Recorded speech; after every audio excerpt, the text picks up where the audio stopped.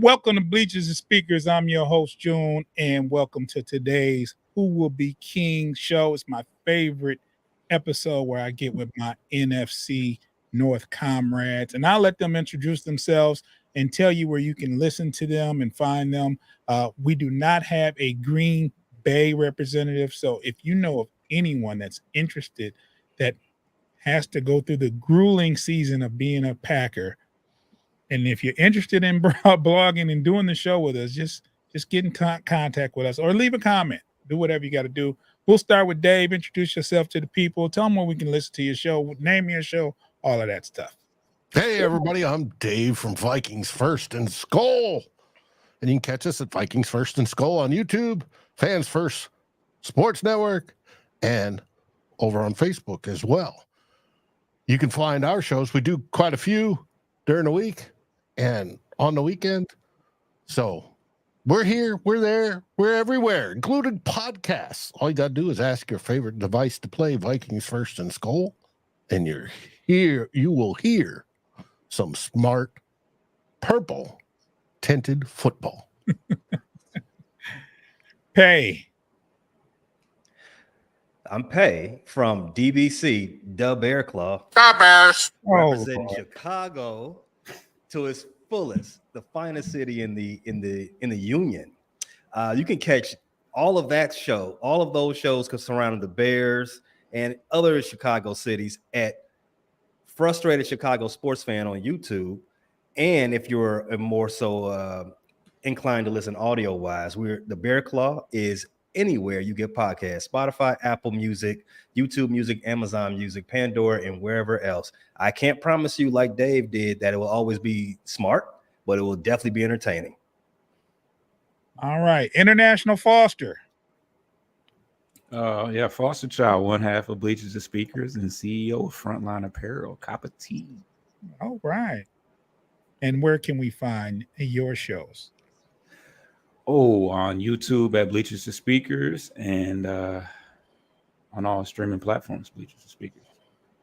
You can also catch us, your audio feeds through any of the podcast streaming platforms. You as the same ones that Pay mentioned. Just type in Bleachers and Speakers, follow us, download the episodes. Good afternoon, fellas. How's it going? Just call it, roasting man. Here. I know it's hot in Texas, man. I know it's hot in Atlanta too. Oh, listen, man. I had a question. Is it ever just partly cloudy in Atlanta?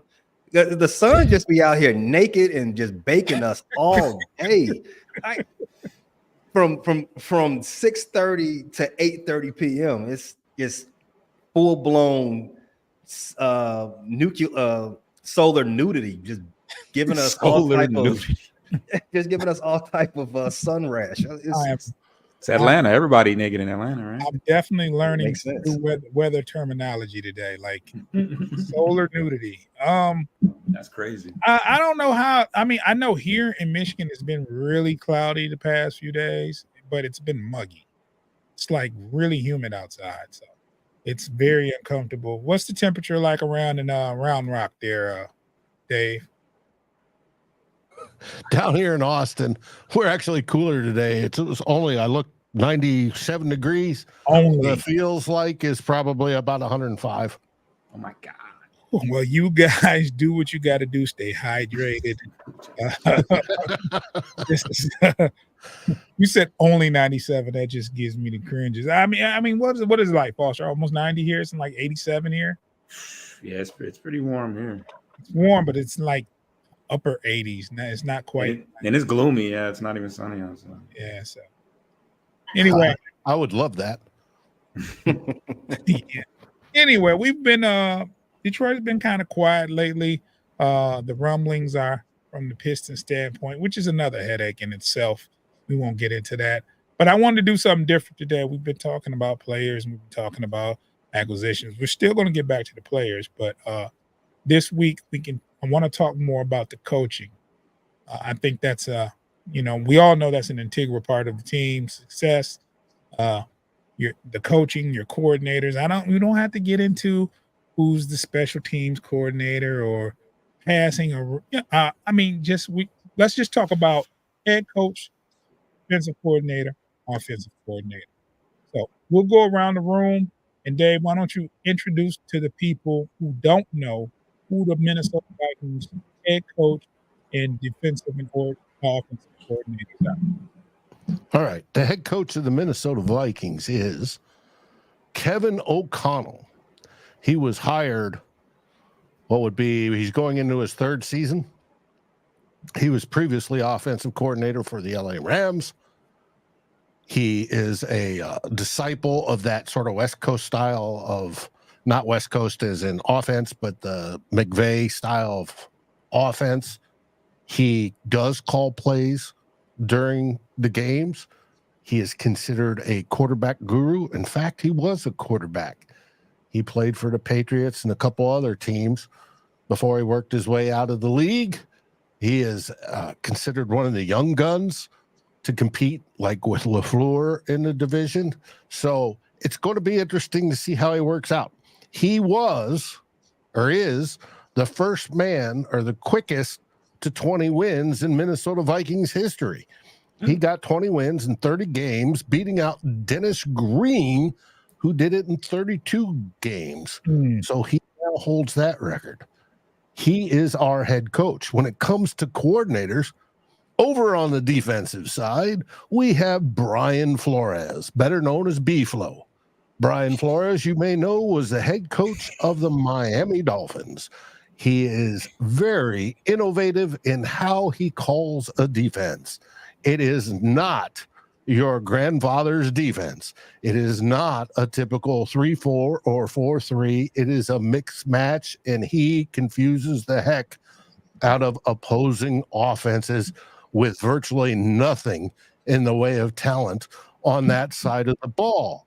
Now, we have got more talent this year, so we're looking for a bigger improvement. And if you're wondering where the Vikings finished last season, it was 9th or 11th, depending on the stat on defense, unlike the year prior when we were down at 30th.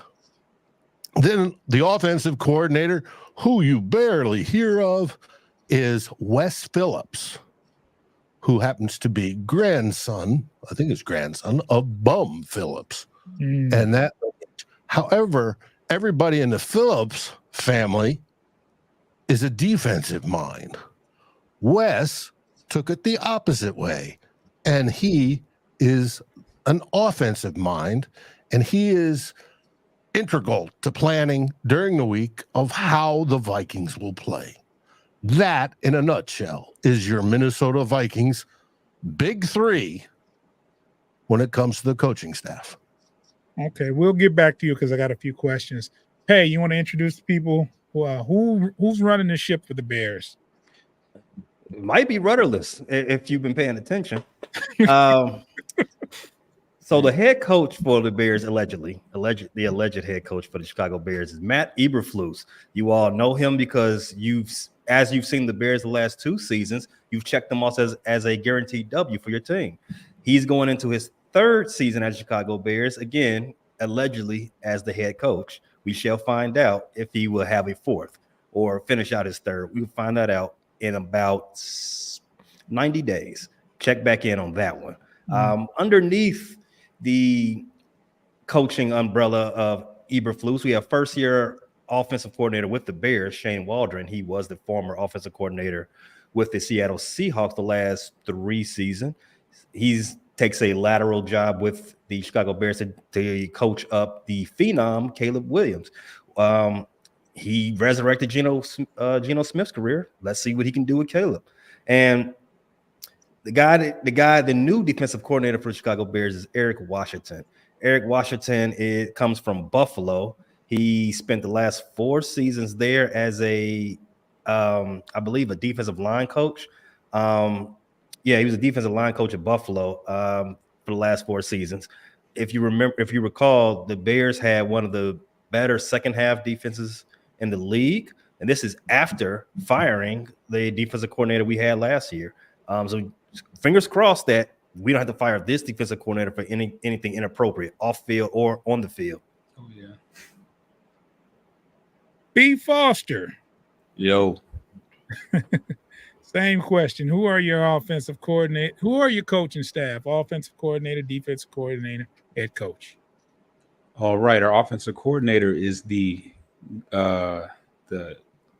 guru and extraordinaire Ben Johnson, who's been rumored to be, you know, he's almost left the last 2 years, due to his, offensive genius, but he's definitely put together quite the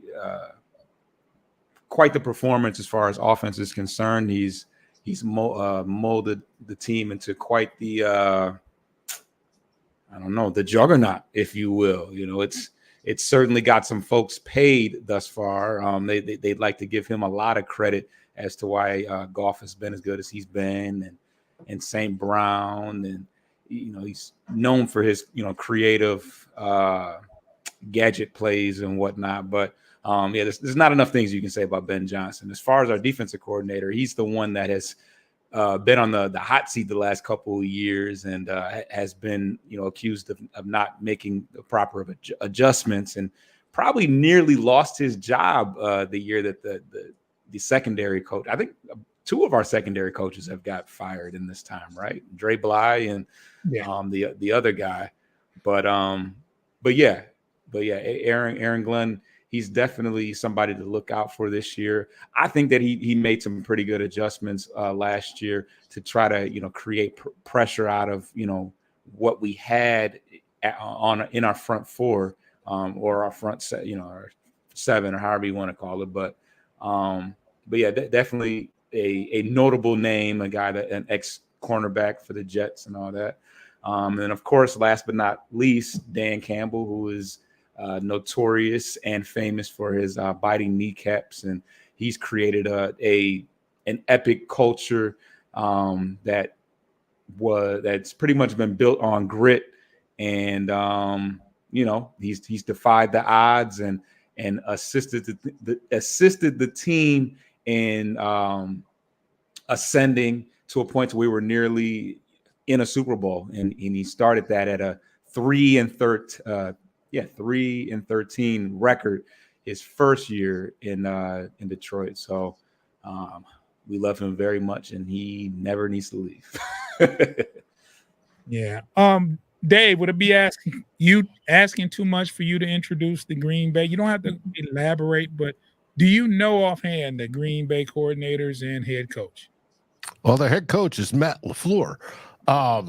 As far as their coordinators, without looking it up, I did not look it up prior, so I don't know. Sorry about that, folks. No. I just didn't want to leave them completely out. That's good enough. They got Matt LaFleur. I'm happy. And Matt LaFleur is one of those, young gun head coaches that is, quote, at the top of the league right now. Yeah. I agree. Quote unquote. Well, yeah. I mean, I just didn't want to leave Green Bay totally out of it, because there is another team in our division. So, is there? Allegedly. Unfortunately, yes. Pay. I had an actual hot seat question, but Foster kind of took that away, talking about the hot seat. Jump the gun. Let me switch gears and do a little something different than what I had planned. I want you to put on your GM hats, gentlemen, and I'm going to ask you first, Dave, and then Pay can answer, followed by Foster. With an unsuccessful season, do you make any changes at coach? Do you expect to make any changes if you're not where you think you should be after this 2024-2025 season? It's a great question. It's split in our fan base. A lot of people think that the Wolves will give Kevin O'Connell and Kwesi Adolfo-Mensah, our GM, extensions this year. They're on 4-year contracts, or they might wait till next year, which is their normal go-to. It's right before a coach goes into his lame duck season. They usually get an extension. But there's the philosophy, well, they drafted a young rookie, so that resets the clock. We'll see how he develops him. They were brought in to draft that said young rookie quarterback. That was the whole purpose of the hires. And I think even if the Vikings don't do well this year, and by don't do well, finish way under 500, I still think their jobs are safe. Now, after that, then things will start to heat up a bit. But I do think they don't have to worry about this season no matter how it goes, because the whole plan, and they've had this plan since day one, is that run Kirk Cousins for 2 years, start building up the rest of the team, shed the old guys and the old cap weight. They've done that. They've gathered some more talent. They still have a little bit more to go to open up that Super Bowl window, but they've done that. And to draft that rookie quarterback that could be the first true franchise quarterback that's drafted by the Vikings since Fran Tarkenton. So I don't think they're in danger of losing their jobs, even if they'd have to have a disastrous season this year for that to happen. And I can't foresee that. There's too much talent on the team for that to happen. Now I can kind of sense what's going to go on with pay. So what happens, Pay, if you don't have the season that you're supposed to have, in your opinion? What happens to your coaching staff?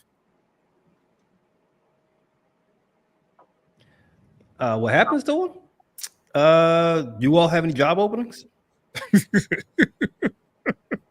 up there in Detroit and Minnesota, maybe Green Bay? I just know you're just waiting to as a GM. If you were GM, you'd be waiting for Eberflus to just get out of pocket just once. I think he has a short leash. But go ahead though, elaborate on.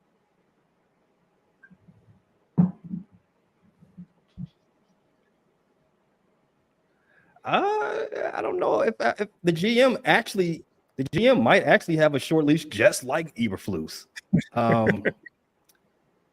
But he might have saved himself by drafting this phenom quarterback. Maybe gave himself a little more extended rope. But Eberflus, he could have been gone at any point last season in his second year. Right. Let me tell you something. He if he's still searching for that first win in his October, get him out of here. Get him out of here. Get him all the way up out of here. If he doesn't win the first Green Bay game, get him out of here. Get him out of here. If we don't play Green Bay until week 9, 10, somewhere around there. We better be comfortably above 500. If we're struggling 500 or even below, and we lose that game to Green Bay, don't come back. Don't come back. You can stay where you're at. I believe I believe our first Green Bay game is in Chicago. That's good for you. If we lose that game, it's a short ride home. Pack your stuff up, hit the bricks. You and your offensive, you and your coordinators, all of y'all can go. All y'all can go. We ain't have no more time, and we'll just do this whole thing all over again. We'll get another coach who's got somebody else's quarterback, and we'll do it all over again. Understandable. And what's interesting is Green Bay and Minnesota are tied together because we both hired new GMs and new head coaches 3 years ago. And they're going to be compared. It's going to be tying at the hip, how one does versus the other one. Foles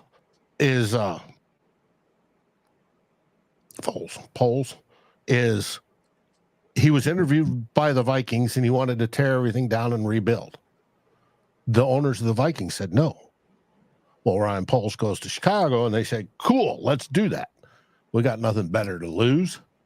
And so it's two separate visions, and it's going to be interesting to see how both teams fail or succeed at those visions. Both can fail, both can succeed, or it could be one or the other. But it's going to be interesting. But I think Minnesota has the heads up when it comes to the head coaching race, because I think Eberflus, as Pay frustratingly espouses weekly, seems to be the problem.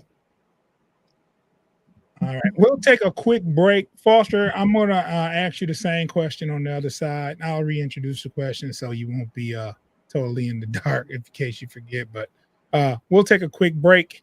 And for those that are listening, you'll hear some wonderful ads. For those that are watching, we'll be back in about 10 seconds.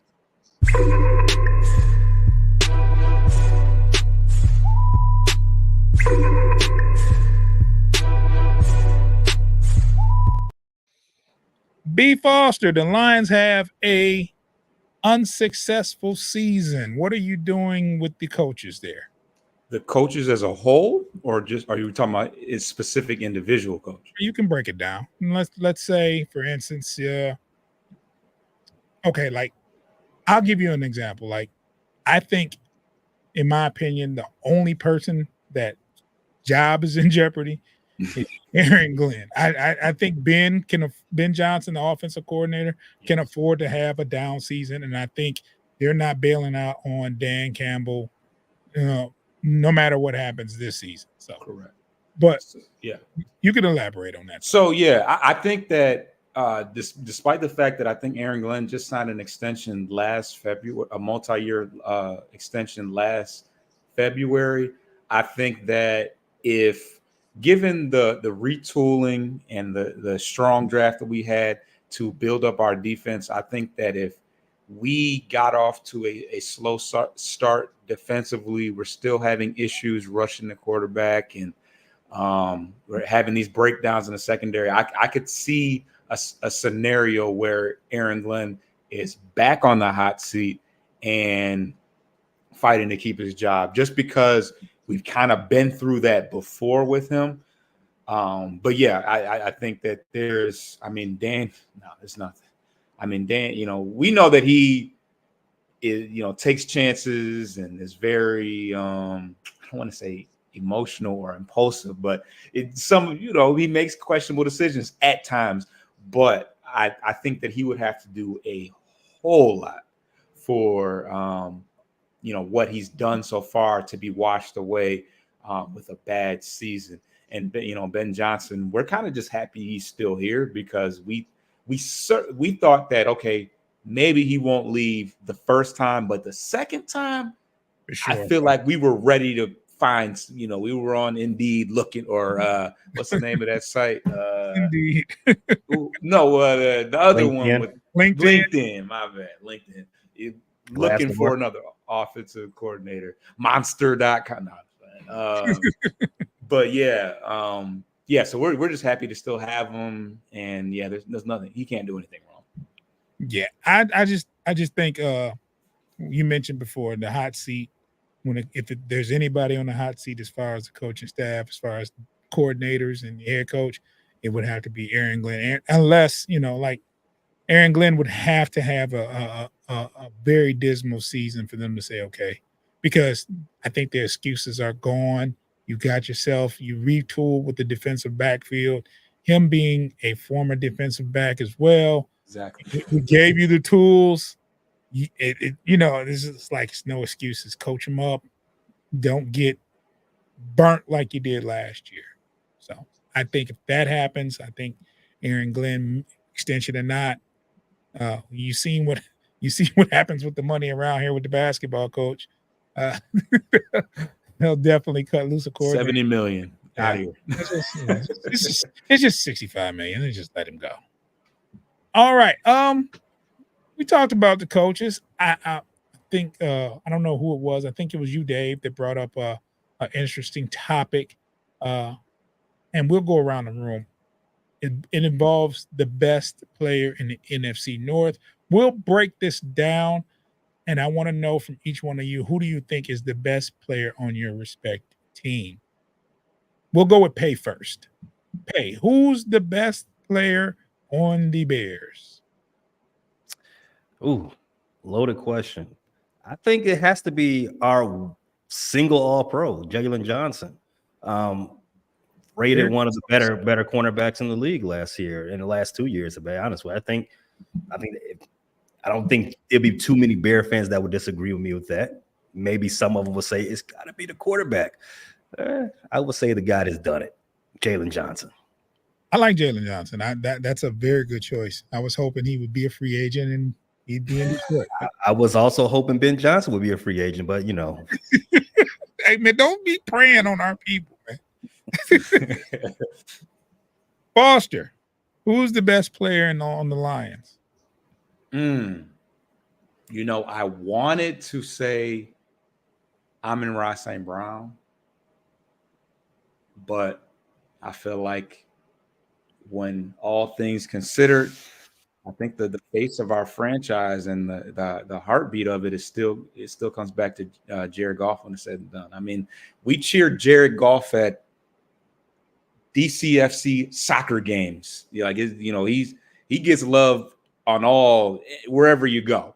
So yeah, I'm going with Jared Goff. Pay, you're doing that, and you started to say Caleb. Let's not do that. I didn't say that. I said some You people started to. You started. You had That it. would be insane. That would be insane. It would be insane. It would be insane. And sanity is not my thing to do today. Pay is not a golf fan. He doesn't believe in golf. I seen the 180. I seen the 180. Pay. I seen it. I'm not going to disagree. Evil laugh. Evil laugh. Dave, we all know. But if you must, Jordan Love is the best player on the Packers. Good. There you go. There you go. Okay. Vehemently disagree. Well, and he may not be. I was going to say Aaron. Well, he's the Aaron Jones from last year, but hey, we have him now. He's the ultimate professional, Jordan Love. Yes, the professional quarterback. Right. And the second half, he was playing well. I got to give him that. But I'm looking at the Packers, and I'm not seeing a whole lot. There could be Josh Jacobs. Yeah. And defense-wise, meh. But that's for the Packers, and we'll see this season. But the best player on the Minnesota Vikings, and to answer Sunday Night Football, i.e. NBC's question of who's the best player in the NFC North, belongs to Justin Jefferson, the best wide receiver in all of the NFL. Okay. I think we can all agree that unless someone says differently, that Justin Jefferson is the best player in the NFC North. Pay, do you have any quarrels with that? I don't. I do have a quarrel with the Packers, but no, Justin Jefferson is head and shoulders the best player in the division. Okay. But okay, I've let you guys off the hook with the number one player in the NFC North, because we know it's just, but it gets kind of tricky when you consider who's the second best player in the NFC North. So I'll start with Dave. In your opinion, who's the second best player in the NFC North? Not at a glory position. I'd probably have to give it to Penei Sewell.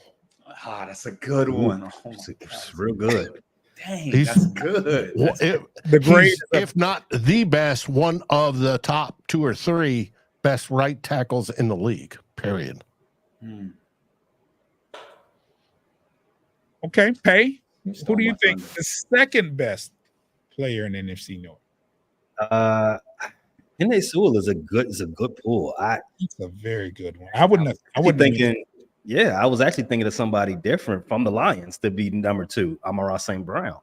But I feel like it's disrespectful for me not to just shout out Jair Alexander from the Packers. I mean, he might actually be the second best player in the division. Very good corner. Very good. Foster. I always forget about the big round bellies. That was a great answer. Well, you know Dave is going to say a round belly. You know I love my big round belly. Yeah, that was a good one. And I don't want to say, Jair Alexander, I was actually, would say, as far as the Packers would be their best player. So I like that answer as well. And I don't want to take anybody else's. So I'll say, honestly, when it's all said and done, Jahmyr Gibbs could be one of the better players in the whole NFC North. Spicy. That's hot. when it's all said and done, he could be one of those ones. He was a rookie last year. He was amazing last year. But I would say right now, I would say Hutch is right now an overall better, apples and oranges between a running back and an edge rusher. But Hutch, hopefully Hutch, Lord willing, Hutch is up there. Yeah, I didn't really answer the question, but I just wanted to throw some names out there. you did good enough. I knew Gibbs was going to be spicy though. That's Hey, why do you think that's spicy? Well, for one, I didn't think we was going to name a running back at all in the top 5. But Jahmyr Gibbs, yeah, hey, shout him out. I like Jahmyr Gibbs. He's dual threat. He's one of the most dangerous outside of Jefferson. He's probably one of the more dangerous players with the ball in his hand. Yeah, he's definitely a game breaker. But yeah, I think because he's going into his second season, because he's a running back, that just inflames the hot take even more, because I don't think a second-year player can actually register for this type of discussion. I mean, no matter what position he's in. I mean, you gotta see him be tested. You will catch everybody off guard your first year. No one's expecting much of you. But now that we got some tape on you, and now that the expectations are there, you gotta meet those expectations. You gotta take your game to another level. So a second-year player, no matter who, you could be a quarterback, you could be CJ Stroud. I could not put you in the top 5. Just couldn't do it. I get it. CJ Stroud he's up there too. Well, it's going to be interesting to see how CJ Stroud plays this season, because people now do have tape on him and know what to expect from the Texans. So I agree with Pay. You got to prove it in that second year if you had a good first one. Mm-hmm. I fingers crossed on Gibbs. I want to see him because he's electrifying. Yeah, he was an RB2, had 10 touchdowns. I was watching some tape of him today. They had some highlights, and they was basically kind of walked you through the play. And there's quite a few plays where his vision is just second to none, and he cuts back. And most people, when they cut back, they have to slow down to do it, and he does it in one motion without losing too much speed. And it's just breaking the tape down. It's like, wow, this guy. You were pissed that we drafted him. Okay, Foster. This is not. I feel it's not about you. It's not about you. This is not about me. And for the record, I don't like any free agent acquisitions. I don't like any of the draft picks ever. I'm usually wrong. So, shady. It's shady business, I think. Now it is. Now, with that being said, we can go a little deeper, do a deeper dive into this player question. Is Justin Jefferson the best player in the NFL? No. Almost, but no. Mr. Mahomes. Wait, and then there's Dave. Dave, I see the look on your face. What's going on here? No, I have to agree with Mr. Mahomes, but he is the best wide receiver in the league, bar none. But there's no doubt. You got to take Patrick Mahomes. He didn't have anybody to throw to last year, and he still took his team to the Super Bowl and won it. That's just, it's absurd. We all hope for that, but it's Patrick Mahomes. Not before losing to the Lions, but for what it's worth. For what it's worth. For what it's worth. Oh, now Super Bowls count now. It's not worth anything, Foster. It's not the MVPs in the regular season. All right. Yeah, it's just how far we got till training camp? What's the training camp day again? The Bears open on the 26th, so we have 23 days until the Bears report to Bourbon A. Okay. Any of you guys got plans to actually attend any of the practices, if allowed? I am sending one of the co-hosts up there. I am not a training camp guy, but the Bear Claw will be represented at camp. and Vikings First and Skull will be represented too. Now, our camp starts July 27th. However, I did find out this week that rookies report the 21st and the vets report the 23rd. It's not open to the public until the 27th. Gotcha. Yeah. See, you guys are away from your respective teams. You live where me and Foster are right here. And we have no excuse but to be there. We have to go, Foster. We have to attend one of them at least. Yeah. It's great content. We're here. We're here. Right here. Pay is even sending a representative. I mean, we got to get to the point to where we got representatives. We're not on their level, Pay. I mean, I'm looking at 2 representatives right now for BTS. we don't have nobody to send. Our friends are losers, man. I don't know. you wouldn't believe the help we've tried to get to have more shows, and it's the like atrocities. The atrocities. Oh man, we get more excuses. So that's another subject. I don't want to go on about that. So, any news coming out of your camps, as far as football? Any football news? Starting with Dave. Anything going on with the Vikings? We keep seeing highlight clips of J.J. McCarthy throwing the football to Adam Thielen they're up in Minnesota right now. They're at one of the junior high's fields, real nice field. Mm-hmm. And today another clip came out with more Vikings players there and J.J. McCarthy throwing the ball along with Adam Thielen. And I just love it. I think it's great that the young kid is putting in the work. He's going to make it happen. He's doing everything possible. And I think it's a great thing to see. But for Vikings news, that's about all we've got this week. Everybody seems to be on vacation. Let me tell you something about JJ, because I watched him for 3 years here at Michigan. He was a senior in high school. He went to IMG Academy, and that particular year, Michigan had I think that was COVID year, and they went 2-4. And this place around the Michigan fans, everybody was in a frenzy.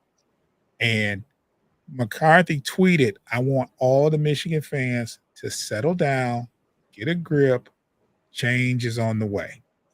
And this is the kind of leadership that he has. So one of the things people the knocks on him is he didn't have enough throws. He didn't throw the ball at all. He makes crazy decisions. But this guy, what you're getting in McCarthy is a leader. He cares. He wants to win. He has a desire to win. And from the day he got here, as a freshman at Michigan, he always was competing. He always worked out after practice. He watched a lot of film. He did a lot of things. So you're not going to get a quarterback that lacks effort. So you can say what you want about the system. He didn't have to throw well. But he was a leader in this locker room. They respected JJ more than anything. Well, I know Adam Thielen said some great things about him. And my question is, where's Sam Darnold clips throwing to our wide receivers? We don't have any. But we do JJ McCarthy, and that does show a leadership trait that you want to have in hopefully a long-time franchise quarterback. Yeah, he was here in Ann Arbor, doing extra drills, and they said he was watching film late and this, that, and other. So he had total command of the offense by the time he was a sophomore. So the only other Vikings news this week is we've signed back Cam Akers pending physical. He will be the second youngest running back in our stable if he passes his physical. But he popped his second Achilles tendon last year. Oh, wow.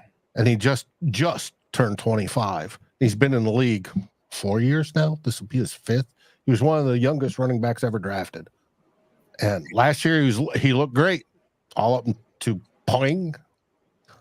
And so we'll see how that goes. But other than that, there's no big Vikings news.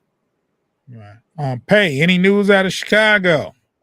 Biggest news we've got so far is that the Bears have granted a leave of absence to Jonathan Owens. If you don't know who Jonathan Owens is, he's a former Packer and he's married to Simone Biles. They granted his leave of absence request to go support his wife as she competes for more. I'm gonna say this again, more Olympic gold, because she's got all of them. So congrats to him, congrats to the Bears for doing, the right thing. And hopefully, his presence can spearhead her journey into getting a lot more Olympic gold. And again, I want to kudos to the Bears for granting this, and kudos to Jonathan Owens for actually putting in the paperwork and requesting it, unlike some former division figureheads that we know of that played in this division. He actually asked for permission before he actually just took off to another country. Not saying any names, but Who is that? Who is that? Oh, I don't know. He didn't show up to the mandatory mini camp this year for his new team. Just happened to be in a tomb somewhere sniffing mummy dust. But allegedly. Oh, okay. I won't touch that. Foster, any news out of Detroit? Not much. It looks like ESPN has recognized the Lions for our many the abundance of talent that we have as far as players that are under 25, which is cool. It certainly bodes well for our future that we have so many young players like St. Brown and Laporta and Sewell and Jahmyr Gibbs. And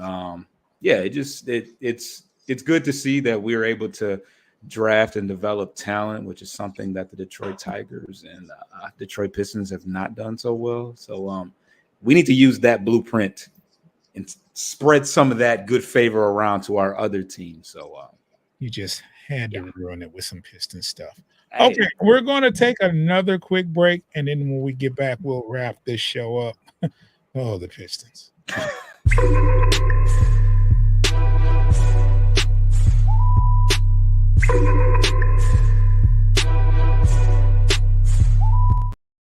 Oh, that's a bad. That's just a bad thing you did, Foster. It just won't leave. I'm thinking about the Pistons. Tobias Harris. Thanks a lot, Pay. Thanks a lot. Tune into the next show. Dave, you got a show tonight? Actually, normally, yes, but not tonight. It's the 4th of July. Tomorrow, we'll be celebrating our independence from Great Britain and the King himself. And Tyler's taking the night off, and so am I. So our next show will be on Sunday. Two old bloggers. Last week, we went over, should you be worried about our interior 3 offensive linemen? I showed you the stats. It got a little dry at parts because we're talking numbers and all sorts of things, but it's fun to see where the key developmental points of rookies is. And for a sneak peek, it's generally year 3, no matter the position. Okay. So if they're good before that, they're going to be good afterwards. Absolutely. Which gives you guys hope there in Detroit. You got a lot of them. Yeah, pretty much. Hey, you got a show tonight, or when's your next show? Our latest show posted this morning, episode 83 of the Bear Claw, where we continued on in our fantasy football outlook series. This time we did the running back room. We talked where our projections are, what concerns should you have before you walk into your draft, whenever that may be, concerning the running backs for the Bears. That's DeAndre Swift, Khalil Herbert, Roschon Johnson, and a few other names. So if you like to play, check that out. You might find some interesting information. Other than that, what we have on store tonight for the frustrated Chicago sports fans, we have latest episode of What Did the White Sox Just Do? You got it's it's been a bad season so far. And I'm saying bad is probably the nicest way to put it. It's been historically bad, but there's some trade chatter for maybe the best pitcher in all of the American League, Gary Crochet. Yes, I said it. I did say it. He's possibly the best pitcher in all of the American League, and he's definitely on the trade block. What are we looking to get in return for this type of asset? Check us out. Might surprise you. Foster, any upcoming shows? Yeah, we got the post game podcast up next where we're going to be talking about free agency. We got a new coach. We just had the draft. We got a lot of stuff to talk about.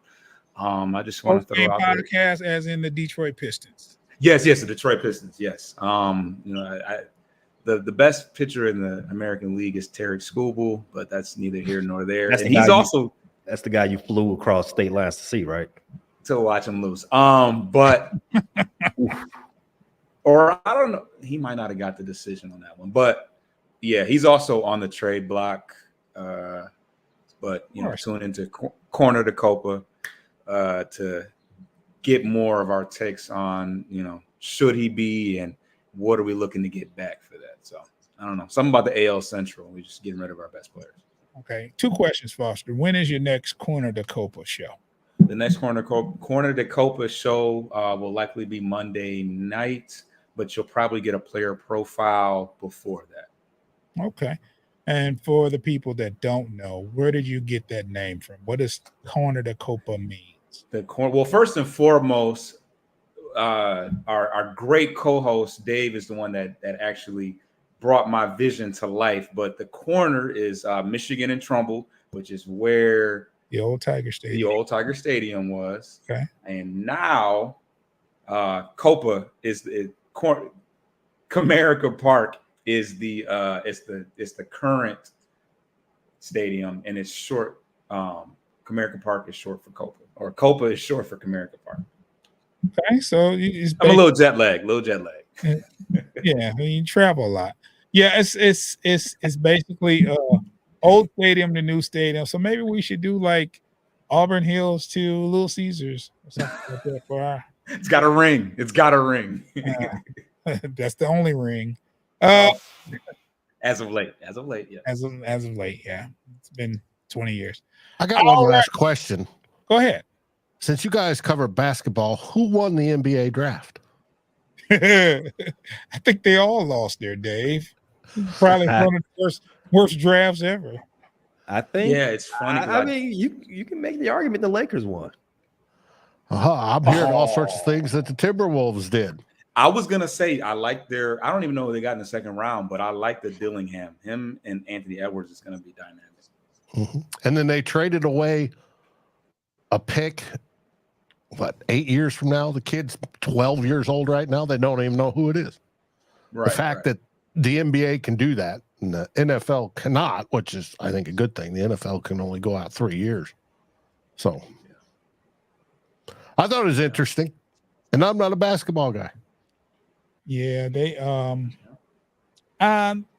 it certainly wasn't the Pistons. I think the draft this year, the NBA draft, was one of the weaker drafts I've ever seen. And to go at 5 is just